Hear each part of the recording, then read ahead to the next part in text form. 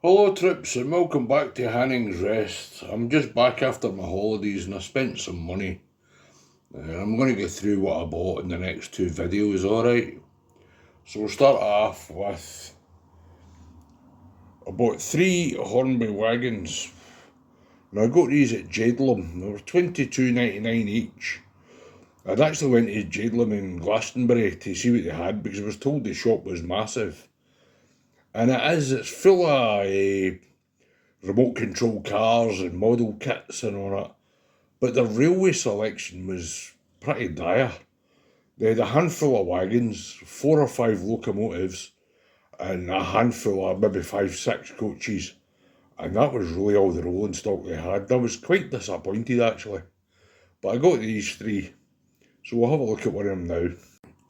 And this is it here. It's these 6-wheel tanker wagons from Hornby. Now, delivery on them's quite smart. They're all different. There's that one. There's that one there. And there's that one there. But they're all basically the same, just with different liveries on them. Now we'll have a wee look at the model, right? We'll have a look on the side. As you can see, the print on the livery is excellent. It's really, really good.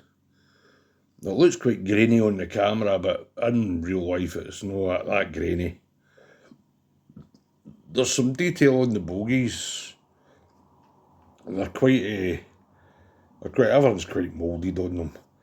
The brake shoes don't line up with the wheels, by the way. I'll show you that underneath. As you can see, the brake shoes don't line up with the wheels. There's very little detail underneath. On the ends, there's a little bit of detail here. There's like taps or something. There's buffers, but they're just moulded on the top of the wagon. As you can see, there's bits of detail there. So once these are weathered up, they'll actually look quite good. And I think, well, for 23 quid a pop, they're not bad. They're not the best, but they're not bad. But I will say, one thing I will say is, they run really smoothly.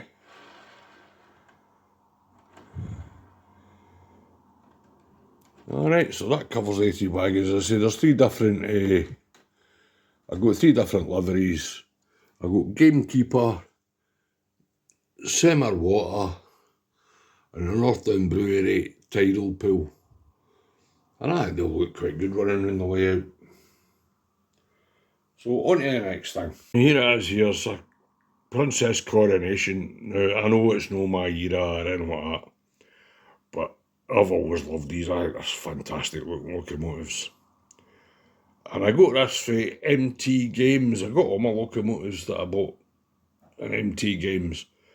Now, MT Games isn't a model railway shop per se, so you don't get any the discounts or anything like that on them. It's more a retro gaming, collectible toys, Lego kind of shop in Western Superman. It's massive. But the railway section's not bad. It's certainly bigger than Jadelum's. They had a lot more second-hand stuff. So I got this and I paid £180 for it. I don't know how much they are off Hornby or whatever, but I quite liked it. Anyway, we'll go and have a look at the loco now, right? Now here it is here now, it's really well done. Now that wee handrail and all that is superb. The nameplates are brilliant. The print along the side, you can't fault that. Alright, it's got these funny wheels on the bogie that don't have flanges on them or anything like that. But that running gear and the sandpipes and all look excellent. Go in the front and have a look. As you can see, there's little lamp irons, there's wee handles, there's even metal buffers. Undersprung, woohoo. There's also the hook there for the 3-leg chain coupling if you want to fit that. We're going to have a look at the tender now. The tender also has this phenomenal paint job and livery on it, you know. The underside of that is quite something, isn't it? That's quite smart. And we'll have a look at the back end there. Now, as you can see, there's all the filler caps and whatnot off detailed in there. There's builder's plates on the back, there's wee ladders, there's a hook for your chain link coupling, there's a vacuum pipe, again sprung buffers, your NEM pocket. On the top you've got a reasonable representation of coal. I don't know if that's removable or not. Along the top of the locomotive you get your safety valves, which are really well detailed, your metal whistle, the washout plugs, etc., all detailed, chimney on up. The other side's much the same as the side you've already seen. We'll have a look at the cab now.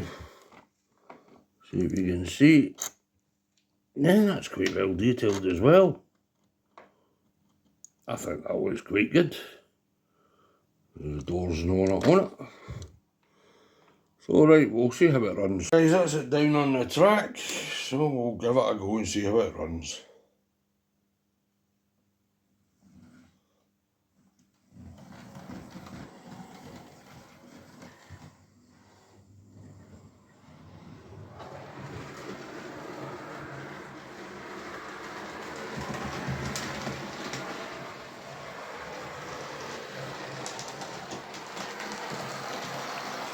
Oh, that's nice.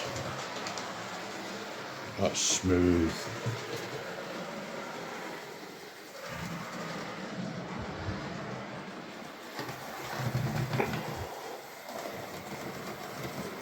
Right, we'll leave that to run round just now. And as usual with these, you get the destructions, you know, running hints, lubrication, fitting the detail parts,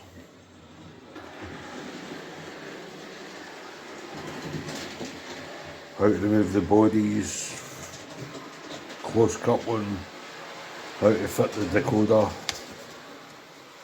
how to fit the brake rods.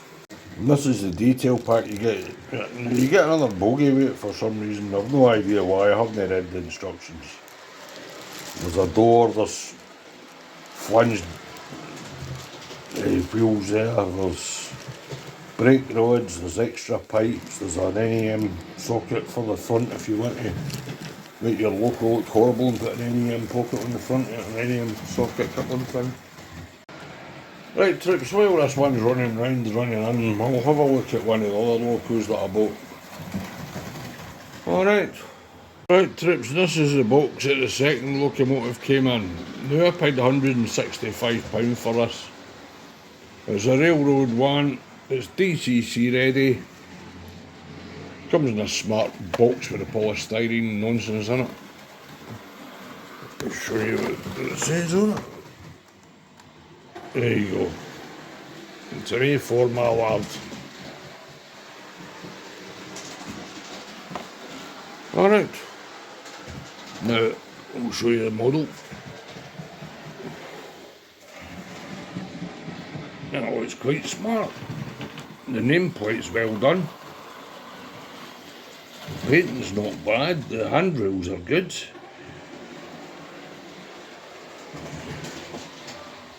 Oh. The writing on the side of the loco is quite good. No shadowing on it, of course, but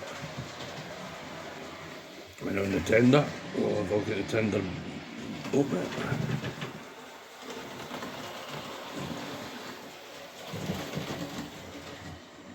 Well, the running gear.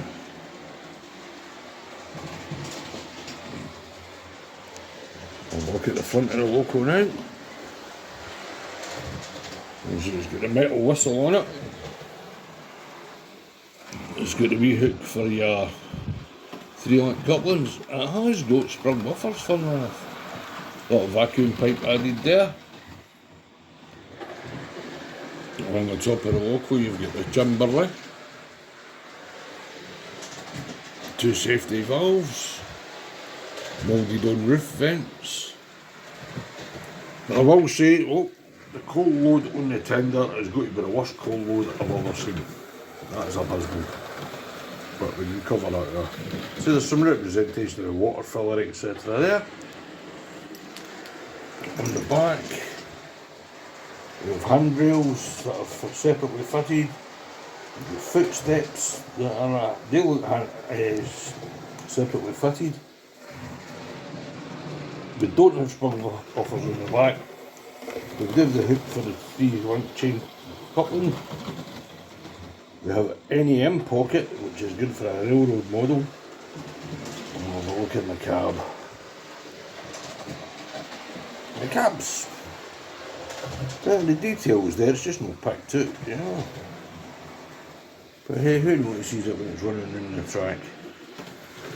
So I do have some linear coaches because we've got a Flying Scotsman in Cocky the North as well, so we'll stick this on the track and see how this runs, alright? Right, troops, we'll send this off in its maiden voyage and we'll see how it gets on, alright?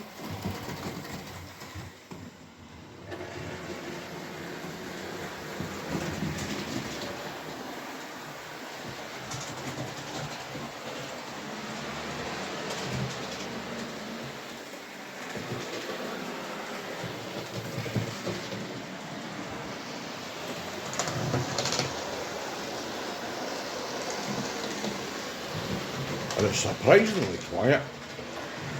And also the locomotive is quite heavy. I don't know what it weighs, but it is quite heavy.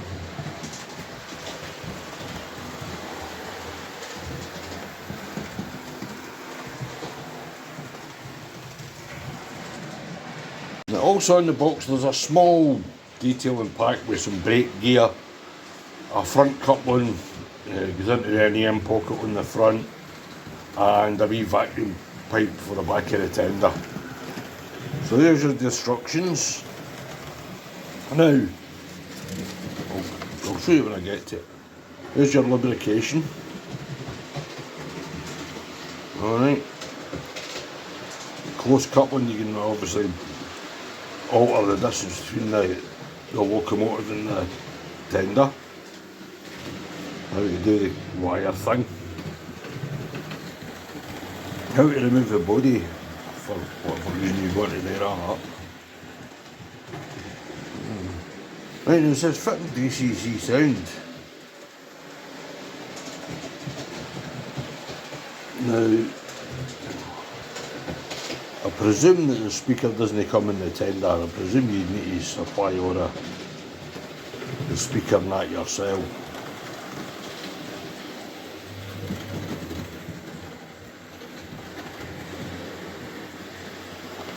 So, this must be the tender for the sound. And I don't know if there's a separate chip that goes in the loco or a separate chip that goes in the tender for the sound. I've no idea. So I won't do all that kind of nonsense, but there we go. And there's how to fit the brake rods. Alright. Right, trip, so I'll leave you with some running shots of these two locomotives going in. As I don't have any rolling stock for the Coronation class, she's getting to pull the 3 tankers that I got. As you can see, Millard's pulling 4 Hornby L and the Arctic coaches. I do have some more, but I think that looks quite good at that. Fits on the layout quite nicely.